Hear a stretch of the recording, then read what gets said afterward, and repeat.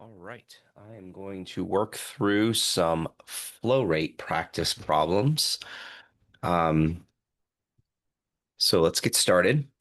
So, number one is actually going to be a little bit of a time-consuming one, but I'll start with it because it is a more challenging one.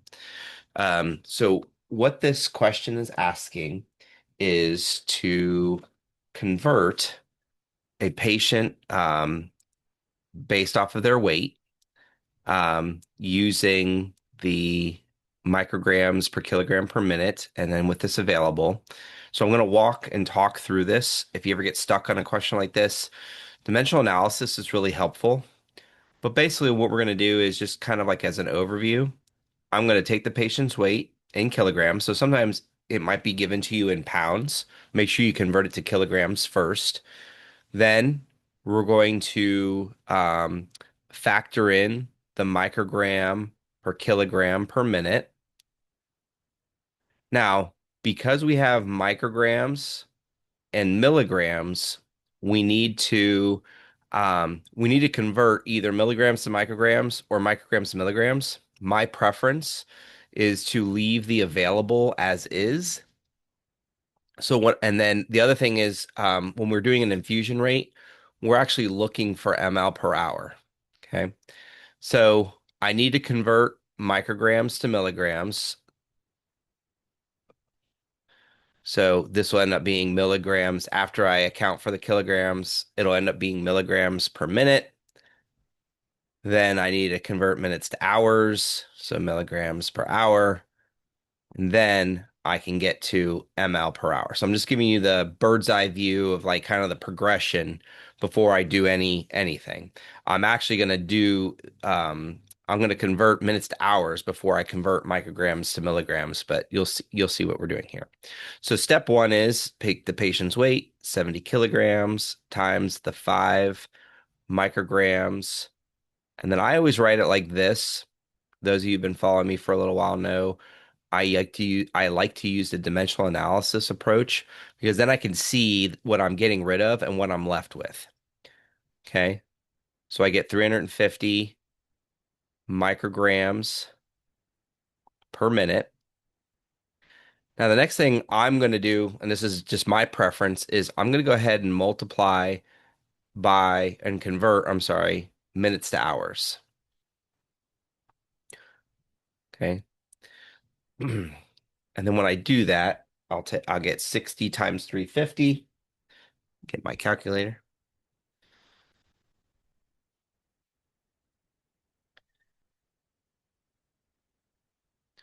So 60 times 350, and I'm going to get 21,000.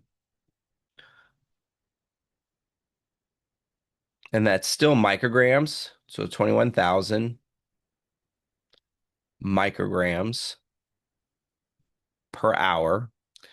Then I want to convert micrograms to milligrams. So like I said, I you can kind of choose, you get to decide if you want to convert it to micrograms first, or I mean convert it to milligrams first or convert it to hours first. You have to you have to do them both. So whichever one you do is fine. And so when we do this, we know that 1 milligram is 1,000 micrograms, and then that gives me 21 milligrams per hour.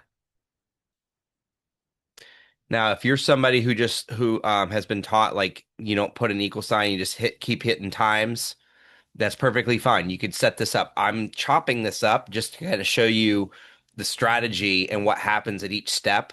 But I agree with you. Like I'm somebody who would just write it all out in one single dimensional analysis, plug it all in my calculator and hit equals. But I know that particularly not every nursing student feels 100% confident about setting up long form dimensional analysis. So, anyways, so I figured we start with this one since this is the one that like melts your brain.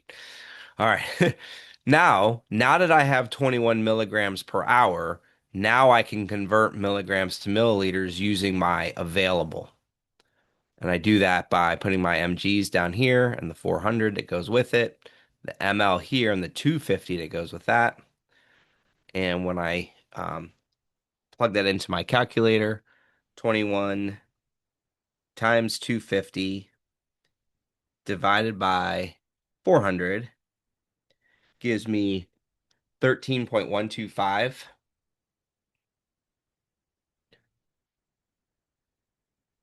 And that ends up being ml per hour. And typically, we can't program into the infusion pump all these uh, points after decimal. Where I'm a tutor at, um, we're told to round to the nearest tenth. So we would say 13.1 ml per hour. We would just round that. Um, the other ones I think are a little bit more straightforward. So this one's asking us to calculate the number of hours and minutes that sodium chloride will run if we have 420 cc's running at 120 cc's per hour. So what we want to do is we just want to we're trying to figure out how much time. So the way to do this is to just take the volume 420 cc's and then convert the and get rid of the cc's and be left with hours. So I'm taking 420 and dividing it by 120. Now, sometimes that's going to give us a decimal answer, but let's see what this ends up being. So 420 divided by 120, and I do get a decimal answer, but it's a nice even. So if it's 3.5 hours, then we can just say that's 3 hours and 30 minutes, right? Because half an hour is 30 minutes. Sometimes they'll ask questions similar to this. They may even ask if the infusion starts at 8 a.m. on a Tuesday, and then after 3 hours and 30 minutes, what's the new time in military time? The hard part is just getting to this point. The other thing is, let's say you get a decimal answer and it's like 3.75, and let's say you don't know that that means 45 minutes. What you can do is if you take that 0.75 and multiply it by 60 minutes, you're going to get, because that's actually 0.75 hours. So 0.75 times 60 will give you the minutes, which is 45 minutes. Okay. So all we do is convert the decimal that's in hours to 60 minutes per hour. And so that way we can get rid of that. So just in case you ever are like you get a decimal answer and you need to be very specific, this is how you would do it. Just make sure you just can convert it the minutes, or I'm sorry, the hours, the 0.75 hours into minutes just by multiplying by 60. All right, this question is a drop rate question. And it does tell us what we're looking for. We're looking for drops per minute. In order to calculate a drop rate, I need to know the flow rate, which is here. I need to know the drop factor, which is here. It's called the DF. And then those two things together will give me the drop rate. Okay. Now, this says that we have an IV of 500 milliliters, dextrose 5% water. It's to infuse at 120 milliliters per hour, with the drop factor of the tubing being 15 drops per ml. And what is the drop rate in drops per minute? So there is actually extra information listed on here. But before I even mention it, let's just talk about the drop rate. As I mentioned, I need two pieces of information. I need the flow rate and I need the drop factor. Just need those two pieces of information. So let's just start with those two pieces of information. Here's my flow rate and here's my drop factor. So I have 120 milliliters per hour and I have 15 drops per milliliter. Now, before I do anything, I cancel out and I can see that I'm going to be in drops per hour when I get my answer. Okay. That's very close to drops per minute. All I have to do is convert hours to minutes. But let's just go ahead and work this through so we can see what it looks like. So it's going to be 120 times 15. It's going to be a big number. It's going to be 1800. So 1800 drops per hour. And now we want to convert hours to minutes. So this is the time where you divide by 60. And then we're going to get divided by 60, and we're going to get a more reasonable answer of 30 drops per minute. So 30 drops per minute. The other thing you could have done is you could have started off with 120 ml over 60 minutes, since you know 1 hour is 60 minutes. And then you could have just then multiplied by the 15. Milliliters cancel out. We're left with drops per minute. And then we would get the same answer. Now, you'll notice that I didn't do anything with this 500 milliliters. That just tells us what we have and how much we have. In order to calculate the drop rate, I just need to know the flow rate and the drop factor. The only reason you would really need to know this is if it told you you had an IV of 500 milliliters that was infusing over 2 hours or 4 hours or 6 hours or whatever it happened to be, and then they didn't give you a flow rate, then you would use the milliliters per hour to find out your flow rate. But since it gives it to you, then you just go with what they give you. All right. The next question. Physician orders 180 milliliters unit of packed red blood cells within 1 hour for your anemic patient with a drop factor of 10. You would infuse at how many drops per minute? So again, this is one where they give you the total volume and they give you the time. Okay. So you need to, they don't give you the flow rate outright, but it's 180 milliliters in 1 hour. So that's how you calculate that rate. So I need my flow rate. So I'm going to take 180 milliliters, and it says in 1 hour. So I'm just going to go ahead and just make it 60 minutes. And then times my drop factor, which is 10. MLs cancel out. And then we're going to take 180 divided by 60, which I think is 3. Or I'm just going to take 180 times 10 divided by 60. We're going to get the same answer we got in the previous question, which is also 30 drops per minute.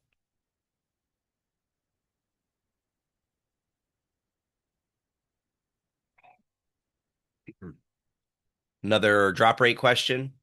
Your patients to receive Solumedrol 200 milligrams IV is received from the pharmacy in a 120 milliliter bag of dextrose 5% water to infuse over 30 minutes. Drop factor is 10. No other IVs are running. What is the correct drop per minute flow rate? So again, to calculate flow rates, I need to know the volume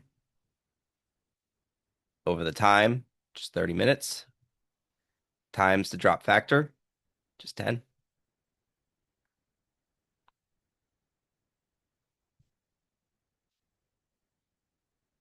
120 times 10 divided by 30.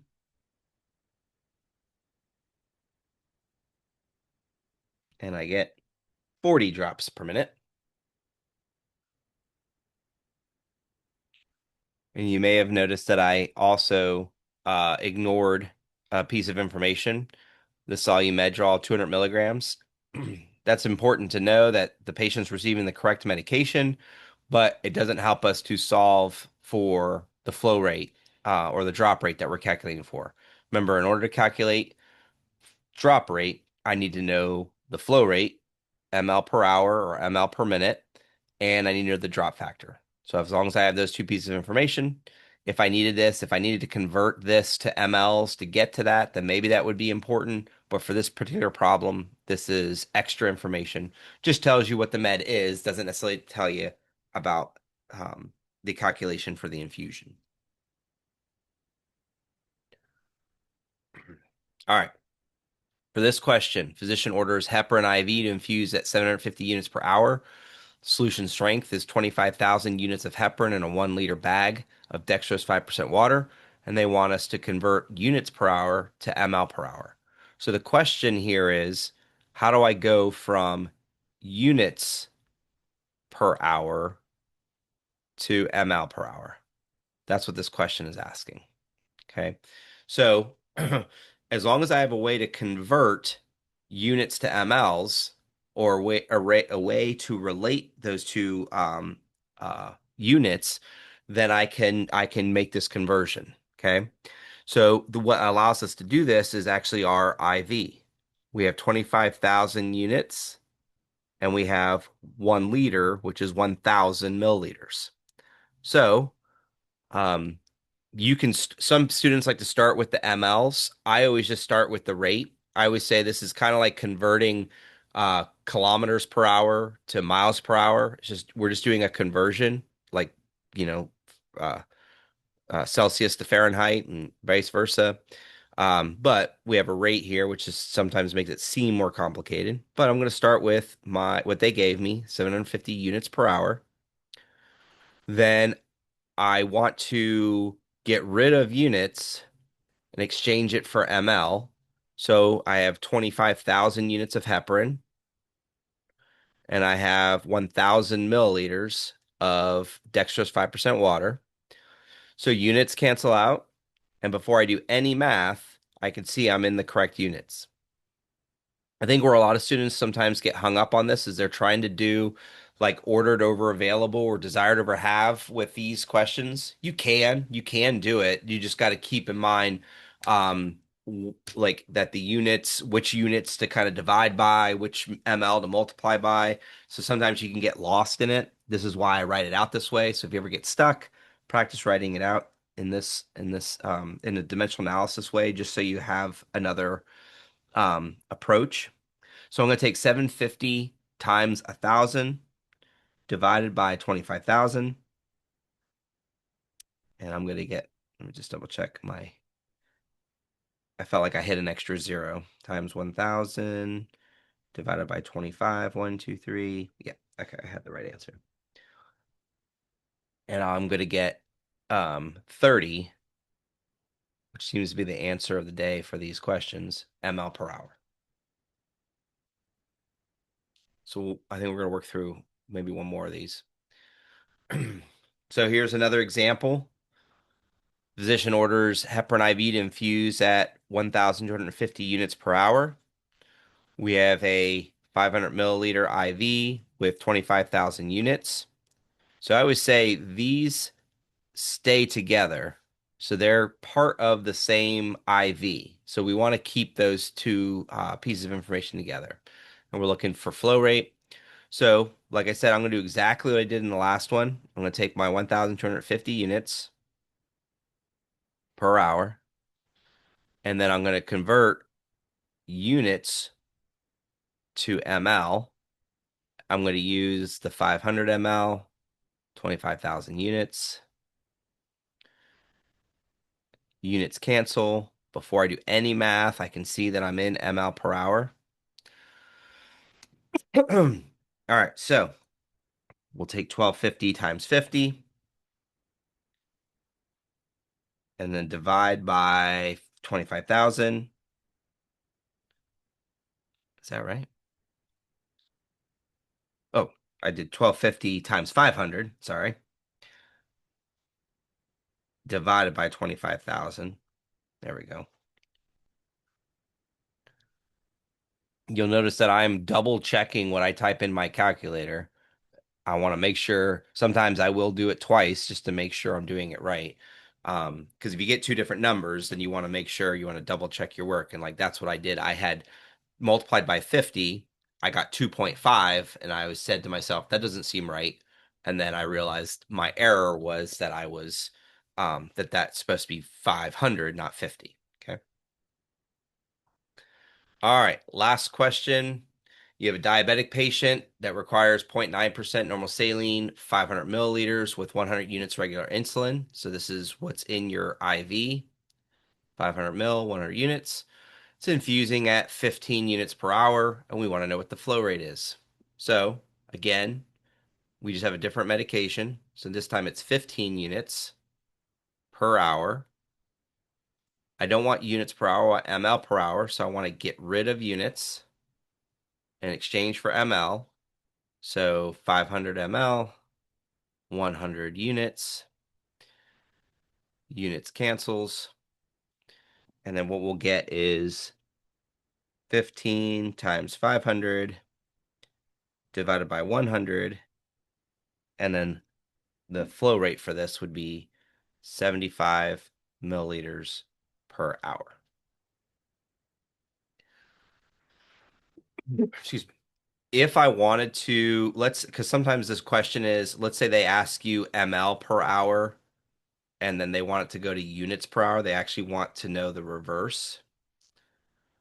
You would do the same thing. I would start with the initial rate, but instead of doing milliliters over units, I would do units over milliliters, whatever that happens to be, and then we would get our units per hour. So if you needed to convert it, you would just flip what's in your IV as far as where that is. So this is where this is helpful. Also, if you're somebody who's doing like the ordered over available, this sometimes could be helpful. If I take my 15 units per hour, so that's my order essentially, and then my available is the 100 units, and then my quantity is the 500 ml. You can do this. You just got to make sure that you're setting that up right when you're doing this. This I think for me is a little bit easier to see and work through and talk through, and it's consistent because we can do it with every problem. This you kind of have to just know what's going on, and oftentimes students will confuse what needs to go down here and what needs to go here. Usually over here, it's going to be a volume or a capsule. Like this is your quantity. This is usually some sort of volume or capsule. And then usually what goes below in the down here is whatever the same unit is up here. So if it's milligrams, then you would expect to see milligrams down in the denominator. If it's units, you expect to see units. Just make sure they should be canceling each other out. That's why we write them out. And so just to kind of help you out. So I hope you found this helpful. If you have any questions, please let me know. And good luck on your testing.